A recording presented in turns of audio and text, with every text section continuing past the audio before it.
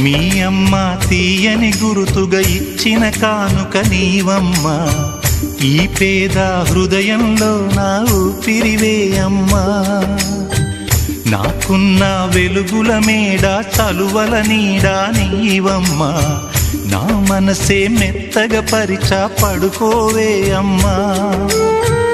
అలుపు సొలుపు మాయం చేసే చల్లని తల్లి ఎవరమ్మా, రాజు పేద తేడా లేక ఒడినే చేర్చే నిదురమ్మా.